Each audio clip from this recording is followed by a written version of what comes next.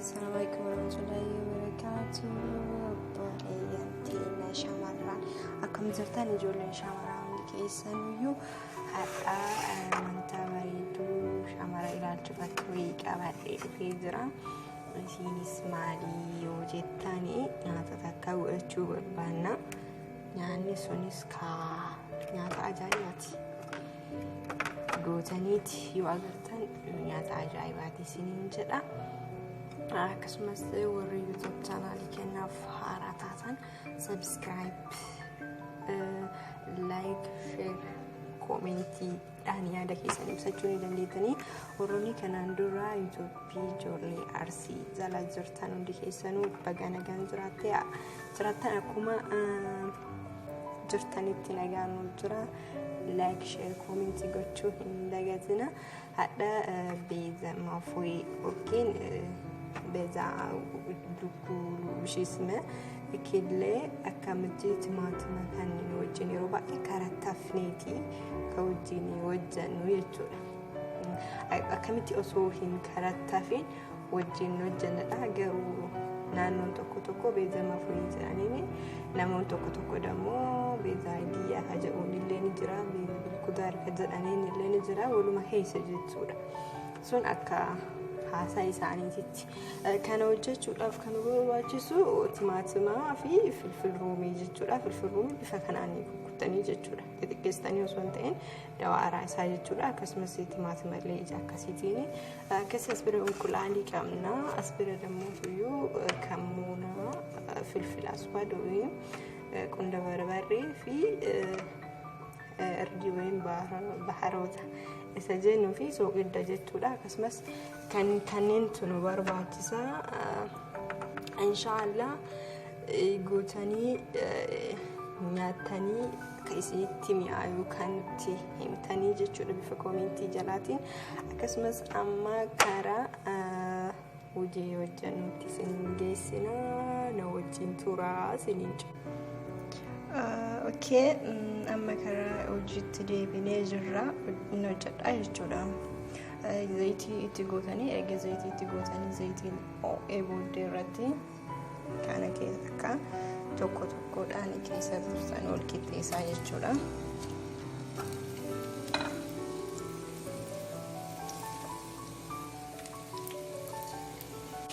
Okay, bifa kanaan jechuudha kan wal qixxeessine keessatti guurreetannu. Okay, amma eega inni akka inni isin jala fakkeenyaaf timaatimni hin budhunneetti yookiin qaaraan isin jala wanta hin taanetti suuta waliin dhoofanii jechuudha.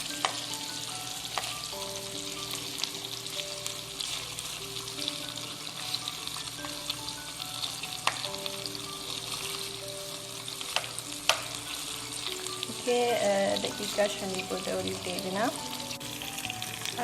Egaa inni akkana ta'ee yookiin daqiiqaa 10 yookiin akkas daqiiqaa 5 tursiisnee booda soogidda itti goona jechuudha.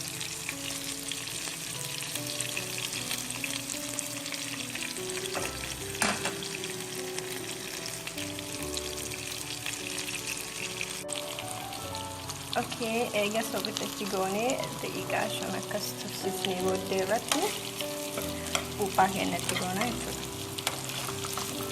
Phuphaa yookiin isa kilee jedhamu san jechuudha. Kilee kan gootanii osoo addaan isii cabsitanii bulleessitanii osoo ta'in jirtuu isii jechuudha. Osoo isii bulleessin protein bulleessin akkasitti gootanii jechuudha.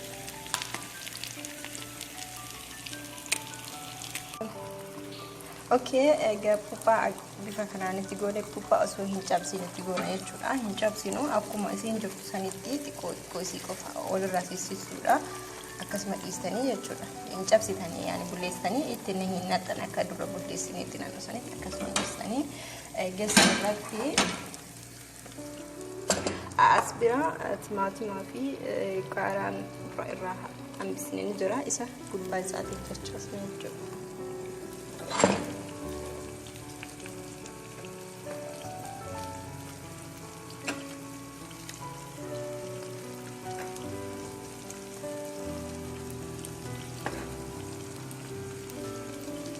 Okay, bifanaan eega itti goonee booddee irratti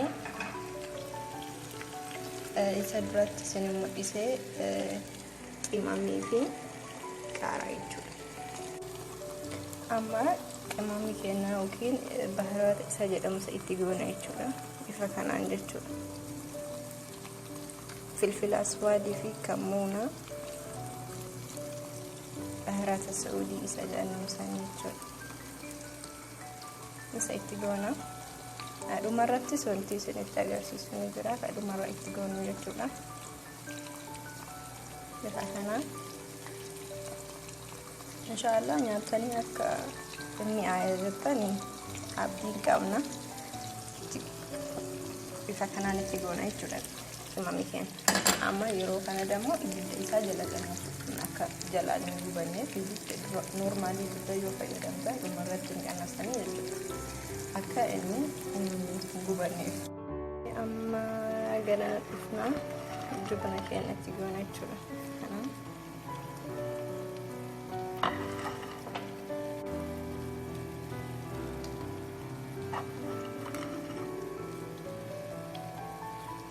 Mozzarella jechuudha. Itti goona. Eegasii booddee jubana saayilitti goona jechuudha. Amma jubana saayil bifa kanaan itti goona. Itti goonii booddee irratti hanga daqiiqaa 5 yookiin daqiiqaa 10 haga jubanni kunii fi akaakiitiin wal fudhatutti itti qadaasnee ibidda xiqqeessine jechuudha. Akkuma dura isiniin jedhe sanitti dhiisnaa jechuudha. Inshaallah nyaatanii du'aa ibicha shaagootaan haayi. Amma kana bilchaa deemaa jira jechuudha. Daqiiqaa 10 turee bannee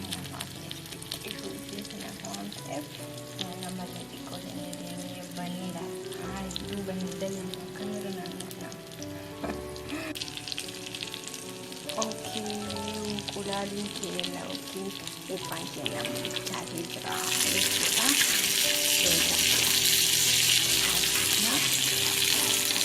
Akkanaa jechuudha. Akkanaatiin isaanii leelin qabatu jechuudha. Inshallah gootanii nyaatanii irratti booddeedha. Saayilii keessanii kennitanii jedha.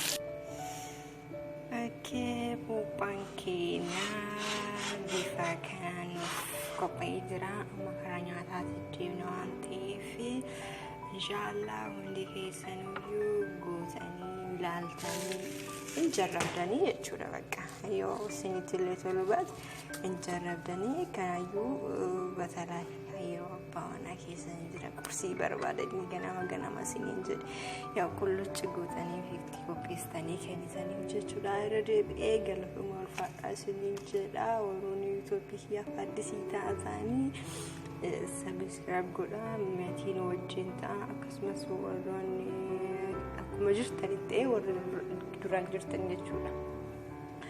እና ላይክ ኮሜንት ብቻም ነገቲና ላይክ ሼር ይጭቂ ሶሪ አከሲ ያለ ቀብደን